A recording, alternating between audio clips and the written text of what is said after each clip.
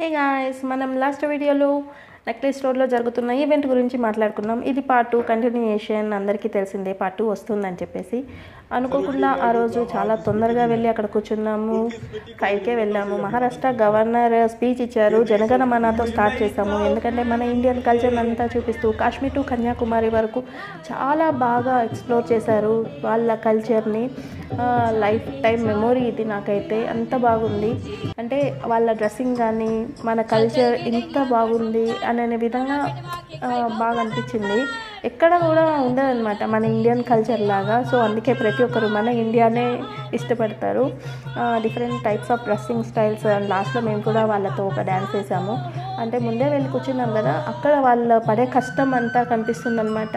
చాలా ఎక్కడో ఎంతో దూరం నుంచి వచ్చి ఇక్కడ వచ్చి మన హైదరాబాద్లో పర్ఫామ్ చేస్తూ వాళ్ళు మేకప్ వేసుకొని చాలాసేపు ప్రాక్టీస్ చేసుకొని ఇలాగా చేస్తూ ఒక లాస్ట్లో అన్ని స్టేట్స్ వచ్చాయన్నమాట. ఒక 500 ఆర్టిస్టులు ఒక్కటే స్టేజ్ మీద. ఇంకా భరతనాట్యం అవి ఇవి మన కల్చర్కి సంబంధించిన అంటే మన అవి అన్నీ ఉన్నాయి. మేము అప్పటి వరకు లేము. ఫుడ్ తిన్నామని చెప్పేసి లేసి వచ్చేసాము. Different types of states food మేమైతే అక్కడొకటి తింటా వచ్చాము. కర్ణాటక అండ్ కేరళ స్పెషల్ మాల్పూరి కదా, అది కూడా టేస్ట్ చేసాము. బట్ అంత టేస్ట్ ఏం అనిపించలేదు అది. ఓకే. ఇంకా Revanth Reddy ideal singer winner, Revanth Reddy songs వింటూ ఆ నైట్ అలాగా వీకెండ్ మేమైతే ఆ రోజు అక్కడ కంప్లీట్ చేసాము. మీ వీకెండ్ మీరు ఎక్కడ కంప్లీట్ చేశారో నాకు కామెంట్స్లో తెలియజేయండి. ఎప్పుడు మూవీస్ మాల్స్ అదే కాకుండా ఇలాగ కల్చరల్ ఈవెంట్కి వెళ్తుంటే మన మైండ్ రిఫ్రెష్గా ఉంటుంది.